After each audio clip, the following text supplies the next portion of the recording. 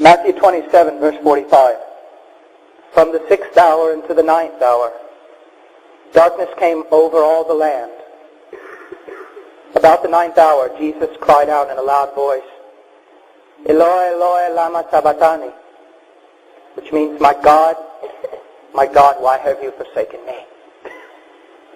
We miss the meaning of the cross today. As a matter of fact, it's almost perished. You are not saved because of a wooden cross. You are not saved because the Romans beat his back. You are not saved because of a crown of thorns on his head. And you are not saved because someone pierced his hands with nails. You are saved because he died,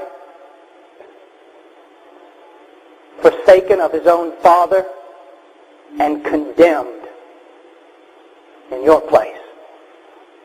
The pain of the cross is not found in crosses or nails or crowns of thorns or stripes on a back. The pain of the cross and what has caused you to be redeemed is the fact that the Son of God became a curse. You see, you don't realize that much because you don't hear it much. What makes the cross such a tragic but yet such an important event is that when Christ was on the cross, all the wrath of Almighty God that you should drink, he drank in your place. You see, when he was in the garden, I'm amazed that so many people wonder what was that cup he was so worried about drinking and that he wanted to pass from him. Well, just study the Old Testament. Almost every reference to cup in the Old Testament has something to do with the wrath of Almighty God. On that tree, he carried your sin. Everything that ever made you an abomination to Almighty God. Everything that God ever hated about you. Everything that ever deserved the wrath of God. Every disgusting, despicable abomination, trespass, and iniquity you ever committed, he carried. And he held up the cup of God's wrath, and he drank it. And when he turned it over, not one drop was left for you. Where's the pain of the cross? What makes that death such a terrifying and yet powerful thing? You see, you can't know unless you know what you are apart from it. Anything that deviates, even less than a millimeter from the righteous standard of God, is nothing more than an abomination before him and under a curse. When Jesus Christ was on that tree, it wasn't Romans that bothered him. It wasn't mocking from Jews. Is that the one who had always dwelt in the bosom of the Father carried our sin and became an abomination before him and became accursed. Jesus Christ, bearing your sin, became so terrible, such an abomination. God was glorified in his destruction.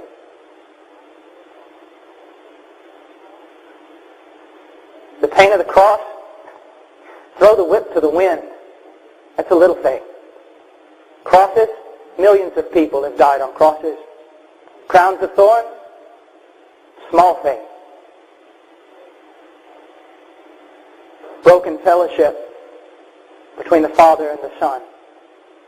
Any one of us, in any shape, form, or fashion, trying to draw near to a holy God would get nothing but the heaven's door slammed squarely in our face.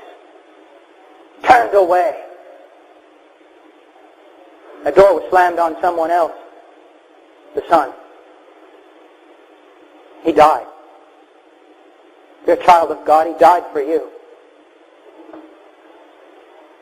That's what makes everything else so small in life.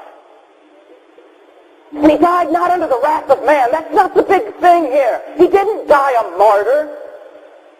He wasn't wrestled up there. This wasn't something against God's will. It was God's design and God's plan. The only way for man to be saved. It is men that sinned against God. It's men who deserved to die. God had to become a man to take men's sin, to take your sin, and to take your curse and your condemnation and your wrath and die for you. Let's go to Isaiah 53. Lord's will to crush him and to cause him to suffer. My goodness, do you understand these words? It was God's will to crush him. The only way that you and I might be saved was for a perfect sacrifice to be crushed under the full strength of God's wrath. God is a just God. He cannot wink at sin. He can't pass over it. It must be dealt with. And the only way was for it to be dealt with on a cross. And to be dealt with through the Holy Son of God that became an abomination. The carrier of our sin. The serpent lifted up in the wilderness to be crushed by God. So that the full length of his justice would be poured out. So that then mercy could be poured out on you. But it seems to me that everyone is always preaching about nails and crosses, and they're not preaching about the right thing. That the pain of the tree has nothing to do with metal or wood, but with the fact that the Son of God became a low thing. The most exalted name in all of glory became a low thing. A worm. A serpent. A lamb, a goat, a sacrifice, a substitution, make no mistake about it, an expiation, a thing to appease the wrath of Almighty God.